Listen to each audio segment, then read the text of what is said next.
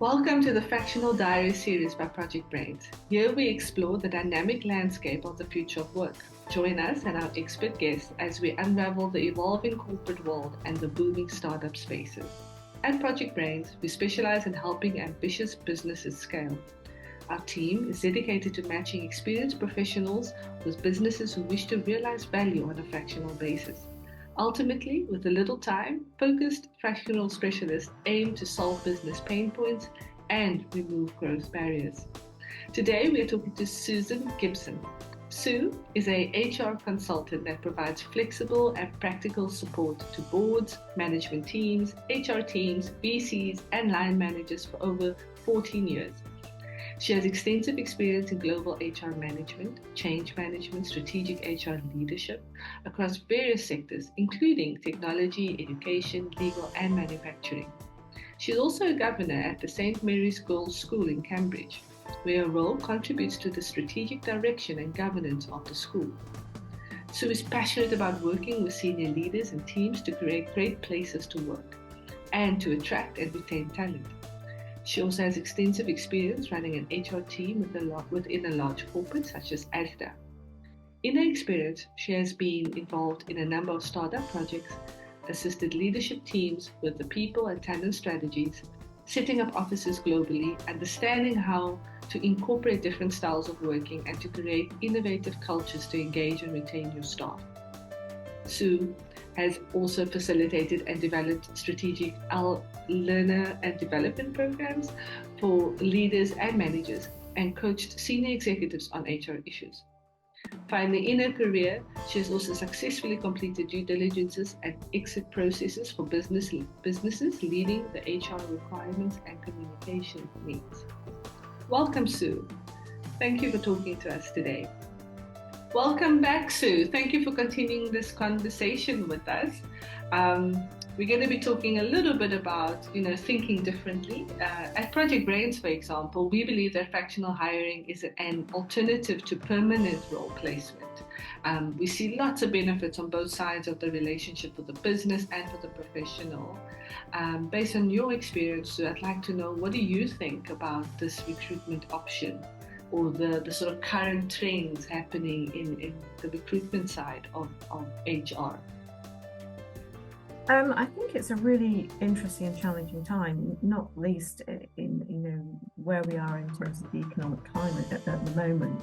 But the fractional model, I think, gives lots of opportunities both for the business and both for the individual. So from a business point of view, and having worked inside a business, bringing people in to do very specific projects. I've recently actually, as a consultant, got called in to do a large project to support a HR team who just had too much to do. And so it was breaking down those four fairly big projects that just was given to me to get on and do. Access to the whole organisation, calling for people's experiences internally, and really being able to focus on that, where the people in that team had no time to spend really looking at the absolute detail. So I think it works both ways. From an organisational point of view, you get a project done quickly and probably more in depth than you have time to do yourself. And I think from an individual point of view, even individuals in the team, I worked with individuals in the team and actually developed and coached them. So the next time, perhaps they would be able to do it themselves because we've worked through with those individuals. I actually ran the project, but I called on their experiences and helped them actually develop their own skills in doing it. So from that point of view, I think it helps them. But from a personal point of view, it develops my coaching skills. It gives me the opportunity. I'd never worked in that industry before, a whole new avenue of knowledge. So from a personal point of view, it was really motivating to work. I haven't worked in a charity, and it was a charity. Nice. So I think from that point of view, I think both sides benefit. I think the challenge actually is that companies may see it as expensive because you're bringing in somebody outside when they think they have a team to do it. But having recently just presented to a board my findings, I think they valued the external view of what was going on and where we got to. So I think the added value of the external viewpoint is something that maybe people don't always see when they're just looking at the cost, because it can be a cost. Yeah, you said something very interesting for me there. It's that added value. What we also find in terms of our client feedback when we match a fractional specialist to a business need, there's often additional sort of value that comes jam-packed with this professional, especially because, I mean, if I look at your bio, you've got years of experience across various industries, various roles, various examples that you've encountered. It's just such a great asset to kind of bring that into a team, because there's sort of things that you'll pick up on once you're there that you can just quickly help with, because you've seen it, done it. Absolutely. I mean, my specific experience is you unearth something and you think, well, actually, I can do that. So right.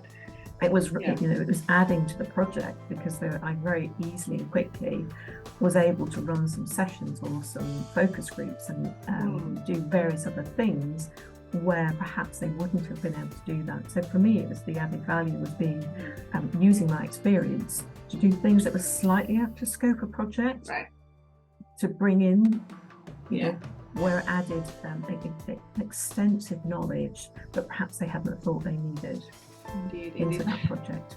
And then, so if you think of these large corporations and these large organizations, or even I would say a medium-sized organization, how do you kind of, sort of, what advice would you give to a team leader or a business manager that wants to start to consider adopting a fractional sort of hiring model? How would you kind of break down what they would need to consider? Because we also sense a bit of a barrier within these organizations in terms of trying this new alternative, maybe even startup disruptive kind of approach to hiring. But what would you say are the sort of areas that they would need to kind of think through to move towards this kind of hiring? I think there's a couple of points really. One is the legal requirements of bringing somebody in, and it's not actually it's a very specific project that you require some additional expertise or things that you don't have in-house, and it is for a short project, and it is not taking somebody's, you're not filling in somebody's job completely. I think the other thing is making sure that when you choose the person you want to do it, they very definitely have the right skill set that you need to address the issue. And I think the really big one for me, especially from a HR point of view, is I think if you're bringing somebody in, you don't want that person running that team to feel threatened by you coming in. And it's very much how you work with that senior leader as part of their team, where you're adding value and you're not threatening the roles in those teams. And I think it's how you build that relationship. Right. So I think there's three parts of it. There's the corporate side. There's very much how you work with the individual and ensuring that you have the right chemistry in order to get the best out of what you need to do, but equally what you're paid to deliver as well. And I mean, that is what the benefits of this kind of model is, that you can bring in a very specific skill set for a very specific task for a short period of time. But you made a very interesting point that I, for one, don't often think about, is the role of the fractional specialist or the professional coming into a team and not alienating the rhythm and the culture of that permanent space. Because you are different. You are sort of just there for the need and just there to complete the sort of statement of work, as you would say. Absolutely. It's a very interesting perspective. Do you envision more of this happening across small, medium businesses into the future? This off-payroll kind of hiring process? I think it gives people flexibility with their budgets, and especially the startups who have finite resources where they want very specific pieces of work completing. It does mean that they're not bringing in a headcount. But I think for larger organisations, equally where they are watching their budgets and they don't want to have to increase their headcount, it is a good short-term option as long as it's delivering exactly what's required for the business. Right. Sorry, I'm cutting you. I do think though at the moment people are watching their pennies or their pounds or their dollars or euros and are deciding very carefully what they want to do, what is the very specific need of the business, and taking longer to make those decisions. That's my experience at the moment. Yes. And they're making sure they want to get it absolutely right.